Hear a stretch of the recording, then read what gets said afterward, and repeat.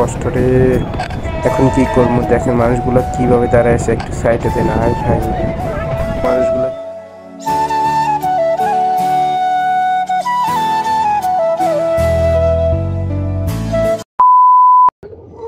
আসসালামু আলাইকুম, আশা করি সকলে আল্লাহর রহমতে ভালো আছেন। সো গাইস, আমি এখন আছি আপনার বর্তমানে লাকসাম জংশনে। আর এখান থেকে আমি সোজা চাঁদপুর উদ্দেশ্যে চলে যাব।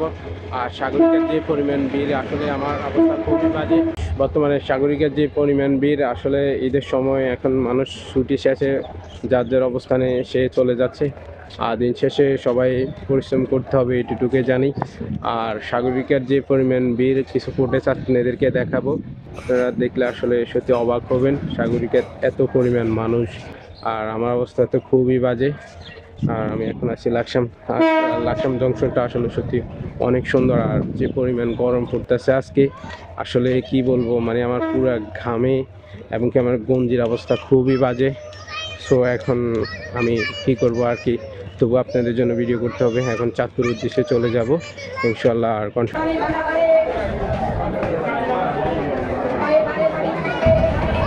দেখছেন ট্রেনে কি পরিমাণ ভিড়। আসলে ঈদের সময় অনেক মানুষ ট্রেনে ওঠে। আসলে আমি হাঁটার সময় যে পরিমাণ প্যারা খাইছি ভাই, বিশ্বাস করেন অনেক কষ্ট হয়েছে। আমি এ বগিছিলাম, অনেক গরম, এর মাঝে মানুষ অনেক।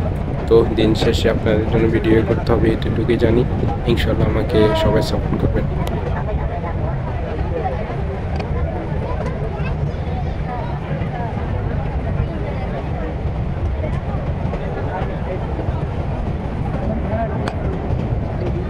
ওরে ভাই ভাই, যে পরিমাণ রে ভাই জ্যাম, ভাই হাঁটতে যে পরিমাণ কষ্ট রে। এখন কি করবো দেখেন মানুষগুলো কিভাবে দাঁড়ায় আছে, একটু সাইডে দেন। হাই হাই মানুষগুলো কিভাবে ক্যামেরার দিকে তাকাইতেছে, মনে হয় আগে আর কোনো সময় দেখে নাই। তো নিজেও একটু নার্ভাস ছিলাম, এরকম পাবলিক পেজে আর এরকম ভিডিও করা হয় নাই।